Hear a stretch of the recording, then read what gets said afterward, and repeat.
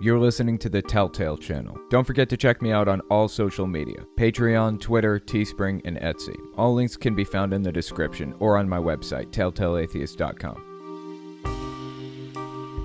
Hi, this is Shannon Q. I am calling because I wanted to ask, especially considering that you focus on the BITE model and it has foundations in psychology, have you taken note of the fact that there is essentially a large growing movement of religious, specifically Christian in America, people who are essentially attempting to debunk psychology and replace it with their own version when it comes to therapeutic practices? I think it's an important subject to cover, and I know that you're uniquely qualified to assist people like me in addressing it.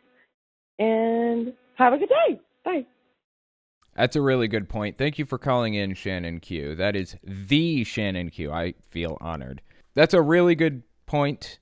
I know I can think of at least a couple of examples of this. The first one has been an issue in my life very recently, with me addressing teal swan. So the thing is, when psychology was young, there were a couple of people who were considered to be the fathers of psychology. Okay, so Freud comes to mind. He's the big one. Everybody knows Freud is kind of the father of psychology.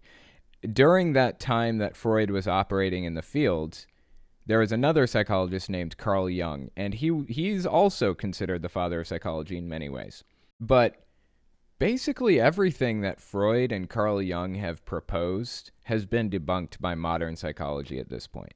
Like, they started the field, they legitimized it as a science, and they pushed people to study it in real ways, real settings.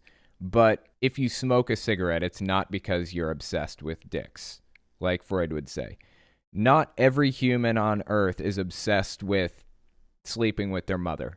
That's not based in psychology at all. I mean, we have debunked that stuff. And Carl Jung was very spiritual, maybe is the word I'm looking for. He was very spiritual. He held a lot of the same views that Teal Swan holds today. Now, if you don't know who Teal Swan is, then go check out my main channel. I've been releasing videos about Teal Swan lately. Really, really fascinating subject, so give it a look. But she quotes Carl Jung constantly as an authority. Now, like I said, the guy has been debunked. Basically, everything that he said has been delegitimized at this point. But she still quotes him to disprove modern psychology in a lot of ways. And she built this whole thing off of his ideas from 75 to 100 years ago. I don't think that Teal Swan came up with shadow work, that somebody else did, but she uses shadow work a lot. Shadow work is completely based off of BS. Like, there's no substance to shadow work at all. It's like you're trying to dig into your personality and fix things about yourself. Kind of like cognitive behavioral therapy, except completely worthless and made up. Anyway, point is, Teal Swan quotes Carl Jung constantly and creates this pseudoscientific BS out of his ideas. That's one example that I've heard. Another example of what Shannon Q is talking about here is Alcoholics Anonymous and Narcotics Anonymous. A lot of people view those as kind of the quintessential way to get addicts clean, where in reality, it's just a religious program that is not based in science at all. It is 100% a religious program, not a psychological program. It is not built on psychology. Here's one example of AA and NA's ideas that falls flat. Once you get clean, you are in recovery, and you will be in recovery until the day you die.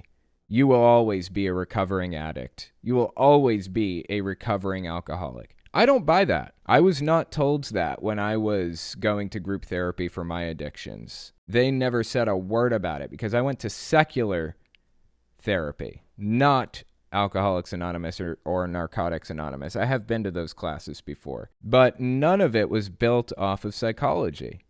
I am a recovered addict, not a recovering addict. The idea that you are sick and have to fight to be well until the day you die is a religious concept. Think sin. You were born sick, you will die sick, and you're commanded to be well. I don't buy it. So anyway, those are a couple of good examples that I have. And you're right. We do need to focus in on that stuff. So I appreciate you calling in with that message.